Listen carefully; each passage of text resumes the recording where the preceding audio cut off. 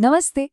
अच्छा, कभी ये सोचा है कि हिंदी में एक किताब से कई किताबें तक का सफर कैसे तय होता है? ये सुनने में भले ही थोड़ा मुश्किल लगे, पर है नहीं। आज हम हिंदी व्याकरण के एक बहुत ही मजेदार और जरूरी हिस्से यानी वचन के सारे राज खोलने वाले हैं। हम जानेंगे कि एक और अनेक के बीच फर्क कैसे किया जाता है। तो चलिए, इन नियमों में माहिर बनने के लिए तैयार हो जाइए। इस सफर को और भी आसान बनाने के लिए ये रहा हमारा आज का रोड मैप। हम बिल्कुल बेसिक से शुरू करेंगे कि आखिर ये वचन है क्या। फिर इसके दो प्रकार देखेंगे और हाँ, फिर उन दिलचस्प नियमों में गोता लगाएंगे जो एक को अनेक में बदल देते हैं। और आखिर में कुछ खास बातें भी हैं। तो तैयार है? चलिए शुरू करते हैं। इसको ना ऐसे समझते हैं, जब हम एक फूल देखते हैं तो हम शब्द का एक रूप इस्तेमाल करते हैं, लेकिन जब हम एक पूरा गुलदस्ता देखते हैं तो हमें एक अलग रूप की जरूरत पड़ती है। बस यही तो वचन है। ये वो ग्रामर का टूल है जो हमें एक और अनेक के बीच फर्क करने में मदद करता है। तो पहली कैटेगरी है एक वचन। जैसा कि नाम से ही पता चल रहा है, एक यानी वन, तो ये हमेशा किसी एक अकेली चीज के बारे में बात करता है। जैसे कि एक लड़का, एक किताब, एक गाय। है ना बिल्कुल आसान। और इसका दूसरा साथी है बहुवचन। बहु का मतलब होता है बहुत सारे या मैनी। तो जैसे ही हमारे पास एक से ज्यादा लड़के हुए या एक से ज्यादा किताबें या फिर गायों का पूरा झुंड हुआ, तो समझ लीजिए हम बहुवचन की दुनिया में आ गए। यहाँ देखिए, असली जादू होता हुआ दिख रहा है। जरा ध्यान से देखिए। किताब बन जाती है किताबें, लड़की बन जाती है लड़कियां। इन बदलावों में कोई पैटर्न नजर आ रहा है क्या? अगले कुछ मिनटों में हम इन्हीं बदलावों के पीछे छिपे नियमों को एक एक करके सुलझाने वाले हैं। ठीक है, तो ये रहा बहुवचन बनाने का हमारा पहला और सबसे कॉमन ट्रिक।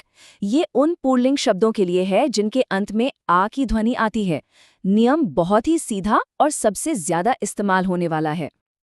देखिए ये कितना आसान है। लड़का के अंत में जो आ की मात्रा है वो लड़के में ए की मात्रा बन जाती है।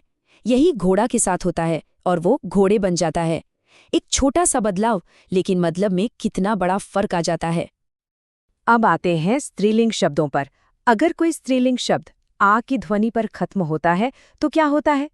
इसका नियम थोड़ा अलग है, पर उतना ही आसान। यहाँ हम कुछ बदल नहीं रहे हैं, बल्कि कुछ जोड़ रहे हैं।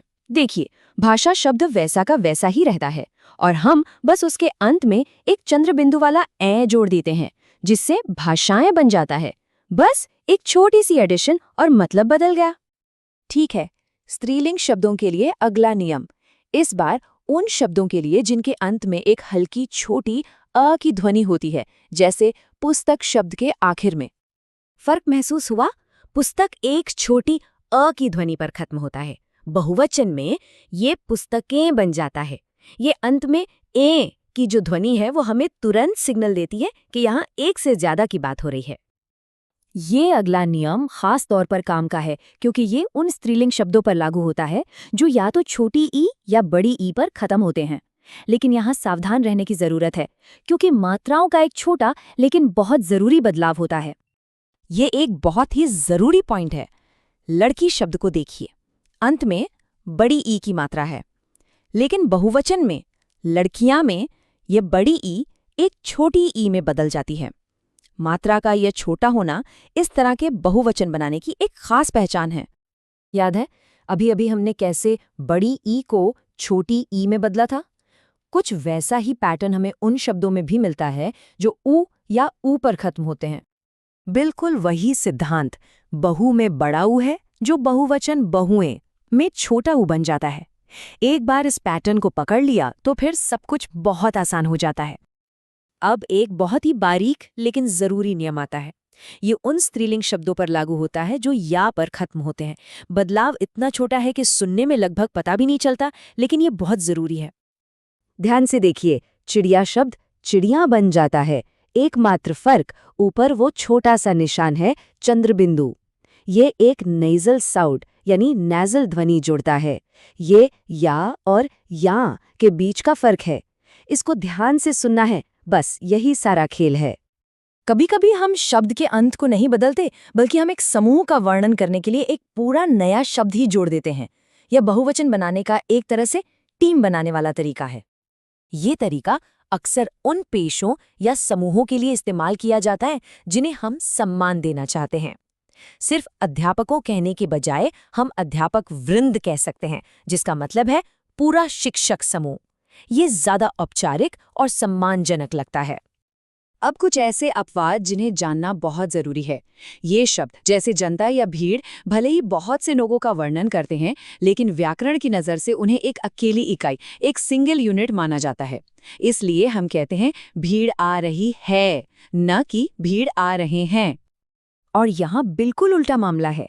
आंसू या बाल जैसे शब्द हमेशा बहुवचन होते हैं, भले ही बात सिर्फ एक आंसू या एक बाल की हो रही हो।